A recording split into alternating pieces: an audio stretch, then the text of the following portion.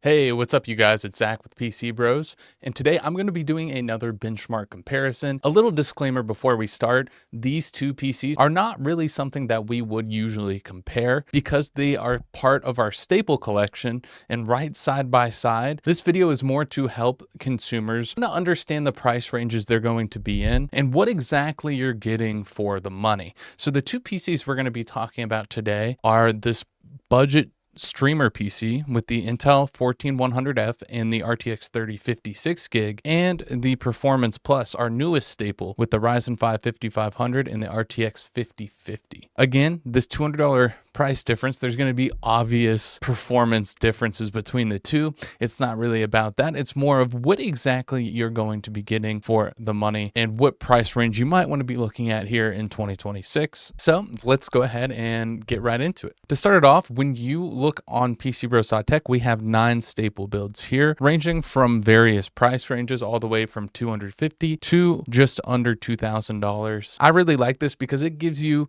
an option in every single price point here, and if you want any higher than that, usually a custom build or something like that, if you scroll down, would be the best option for you. All of these options here have different purposes. I'm going to go over each section briefly before we get into the two PCs. This video is really focusing on just these two right here. So if you're looking to get into PC gaming, not sure where to start, don't have a lot of money to put into it just yet, these 3 options are a good place to start. So anywhere from the $200 to just under $800 range is going to get you a pre-built that can game, but it won't be playing anything super graphically demanding, especially some of the latest games today. And you might need to crank the settings down to 720p on things like the dirt cheap gamer, which I personally think if you are into old arcade games or very old specific PC games, this is a good nostalgia PC. But if you actually want to play some of the latest, I think the best option is the sleeper gaming PC. If you have a little bit more money to spend and want a well-balanced build, but it won't be playing the highest settings, the second row is going to be good. And if you want to start to get into streaming or content creating, as well as playing some of the latest games on higher settings, check out these last 3. But today we're going to be really focusing just on these 2 right here, because although the performance is different, we're going to look at exactly how different it is, because now that we're in this nuanced position of like $800 to $1,000, is it worth spending that extra $200? That's going to be a decision that hopefully after this video you'll understand more what that money's going to, because both builds are great. It just depends on what exactly you want to do. So starting with the budget streamer, this is featuring one of the 14th gen Intel CPUs, an RTX 3050. When you see 6 gigs next to your GPU, that means how much VRAM it has, how much capability it has for cranking up the settings, to put it simply. So this is more of a budget GPU. It's not really that much, especially with some of the latest games today. In 1080p gaming, it is still able to play a lot of the games on lower settings and still have an enjoyable experience. Now, this video is going to be going over the base models. You can upgrade most of our staples here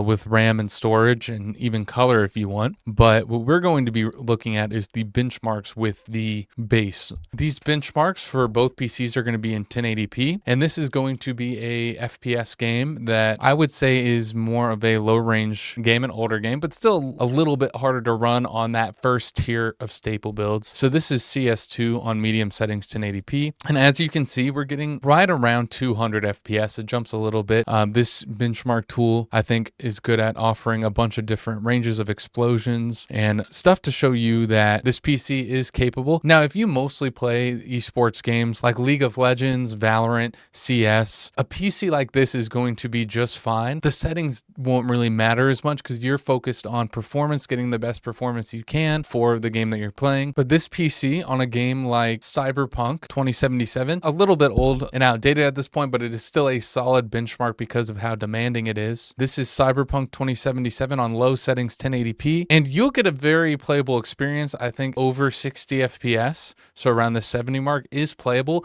It's not going to look the best, but if you're not really too interested in graphics and you just want to play the game, this will be a good option for you. But if you're like me, I really want the games to look great, especially I'm mainly a single player story mode gamer. Like last year, the big game was Expedition 33, and I loved how that game looked, and I loved how I was able able to play it in 1440p high settings. That was part of the experience for me. So this PC wouldn't be able to do that, but it would be able to play the games, but you wouldn't really be able to crank the settings much higher than low, or at least I wouldn't recommend it. Now, same goes for Black Myth Wukong, another single player, highly demanding game. Now we're getting a bit more FPS on this one. So as you can see, this game is still playable, and you could probably even crank it up to medium, but really the difference between low and medium to me isn't worth it. I want things on the highest settings I can in 1440p, and I want it to also run really smooth. So for me, that means I'm going to have to spend more money to get that experience. But if this looks cool to you and you're not really too worried about cranking up the settings, this might be a price range you want to stay in and look at. Now for $200 extra,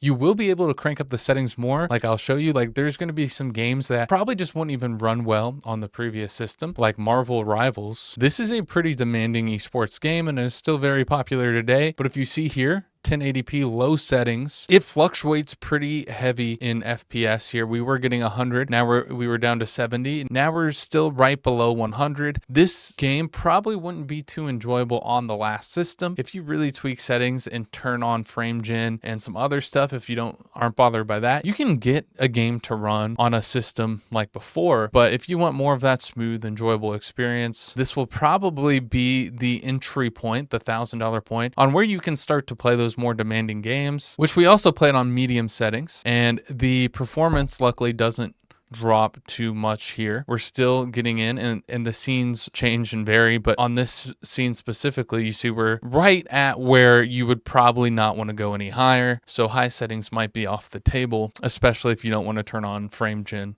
or something like that. But the good thing is we can turn Black Myth Wukong, like we were seeing low settings on the last PC, and we can turn it up to medium and get pretty much the same performance and be just fine. And you could probably turn it to high because these single player story-based games, 60 FPS is basically all you need. So if settings is important to you, $1,000 might be the starting point on what you want to look at when getting a gaming PC. Now, going back to CS2 on 1080p low settings, we're still getting over 200 FPS. So really it doesn't make a difference between getting this PC or last, because over 200 FPS, you're not really going to feel that, especially if you don't have the number pulled up constantly while you're playing. You're not going to notice the difference between 2 or 3 or even 400. So if you're hitting 200 FPS, you know your PC is doing just fine on that game. So again, if these are the only types of games that you really care about playing, you don't need to spend $1,000 to get that experience. Now, the same goes with old shooters like Rainbow Six. I know this is the Siege X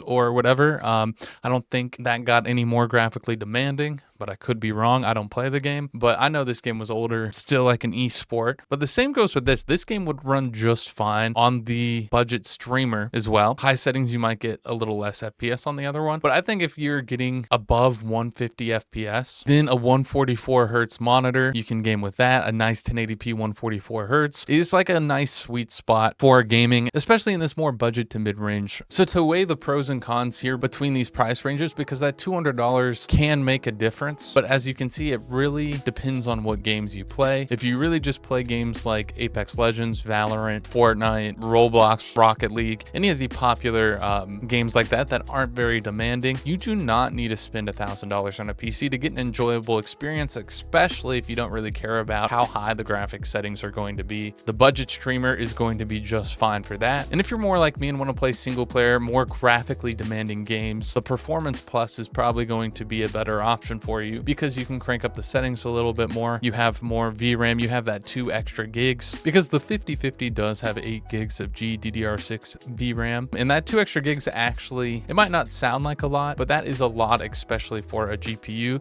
It's a big difference and gives you a lot more capability to turn up the settings. So again, it's really up to you, and right now in January 2026, I think it is going to be the best time for a while to make a decision on if you want to buy a gaming PC. I know it is annoying to see the price differences from this time a year ago to now, but it does seem like prices are trending even higher upward in the short term before it gets any better, which none of us want, but it kind of looks like that's where it's headed. So if you want to get into PC gaming and have been on the fence, hopefully this video helped you decide exactly what budget I would check out, because all of these staple builds have benchmarks attached to them. So I would check out PC like the Sleep cheaper, will be more like a console almost, with its affordability and ability to still play games pretty well. This benchmark video Jackson does a very good job at showing you what you can do with this gaming PC. I think $1,400 is a good point where you can get into 1440p gaming and get an enjoyable experience, which I'll do a video on those at some point. But let me know in the comments down below, which side are you on? What price range do you like the most? And what games are you excited for in 2026?